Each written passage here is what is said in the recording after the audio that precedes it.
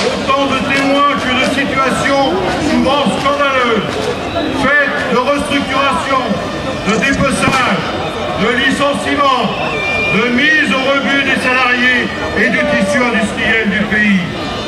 20 000 emplois sont encore détruits chaque mois dans l'industrie. La CGT estime que les menaces portent désormais sur 300 000 emplois dans les différentes filières si rien ne change rapidement.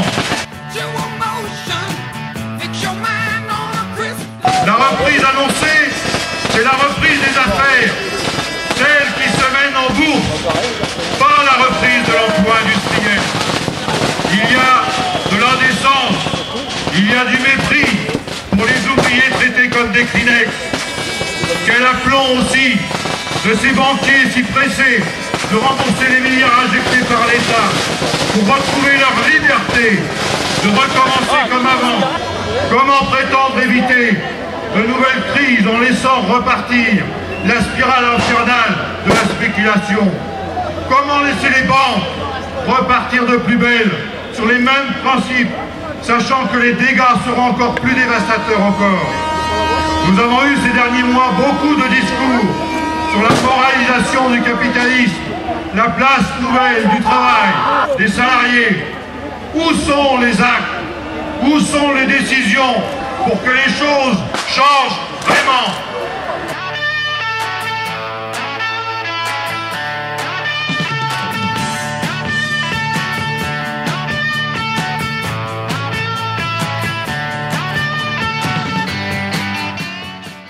Oui, les victimes de cette crise sont en premier lieu les salariés. Les cadences augmentent lorsque le marché l'exige. Le chômage est imposé pour préserver la rente des actionnaires.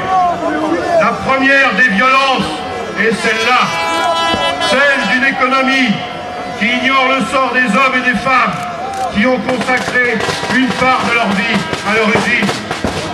Oui, les salariés sont choqués et indignés de devoir supporter les conséquences d'une crise dont ils ne sont en rien responsables.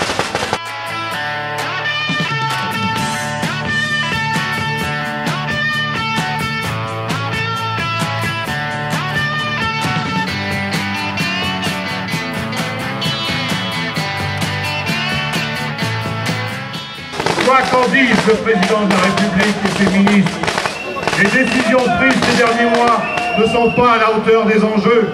La façon dont jeudi dernier, Christian Estrosi a ouvert ses états généraux a de quoi laisser perplexe.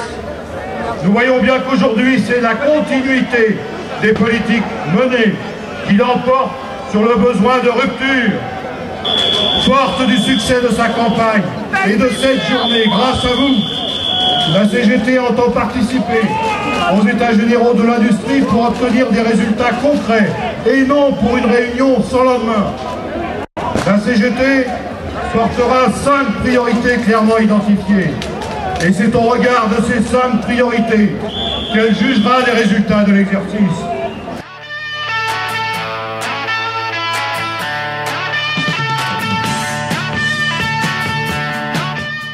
Notre première priorité, c'est l'avenir des hommes et des femmes qui travaillent dans l'industrie et de ceux qui sont appelés à y travailler.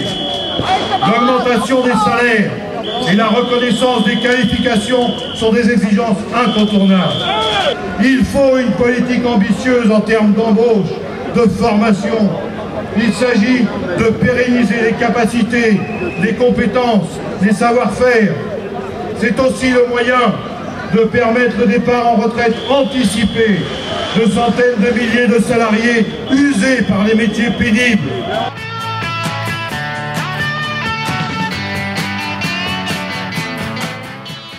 L'objectif de consacrer 33 milliards d'euros au lieu des 21 actuels doit être concrétisé.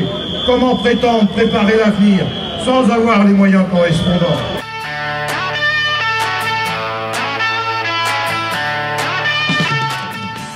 L'industrie est tout à fait compatible avec l'ambition d'un développement durable. Des centaines de milliers d'emplois peuvent et doivent être créés dans la construction, les transports, l'énergie.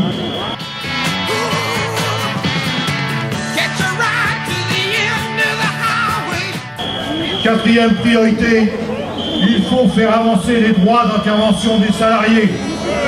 Développement industriel et démocratie sociale doivent aller de pair. La CGT revendique l'instauration d'un droit suspensif au licenciement. Nous voulons l'entrée des représentants des salariés dans les conseils d'administration.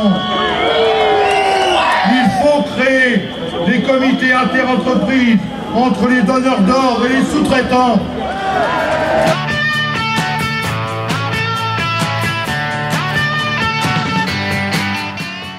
Enfin, la cinquième priorité, le financement.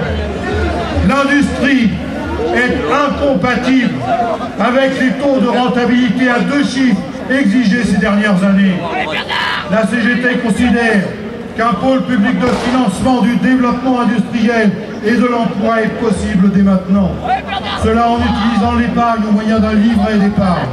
Les bases de ce pôle existent déjà avec la Caisse des dépôts, OSEO.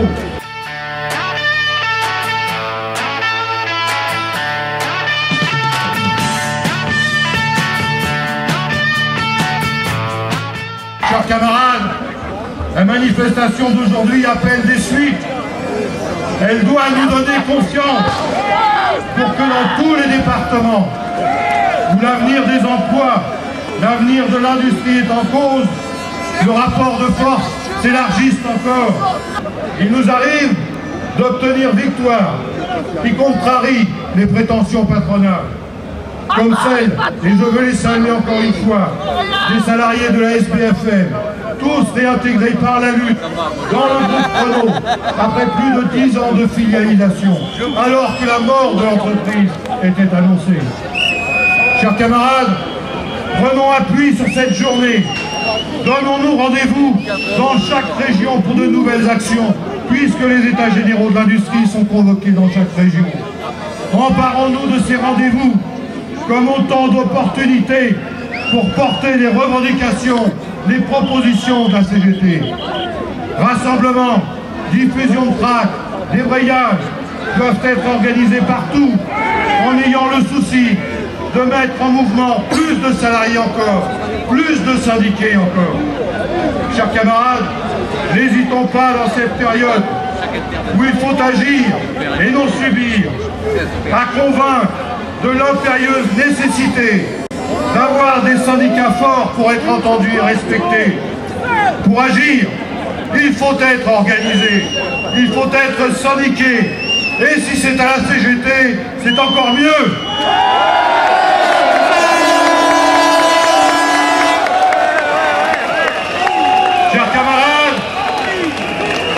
Chers camarades, soyons unis, soyons rassemblés, soyons déterminés.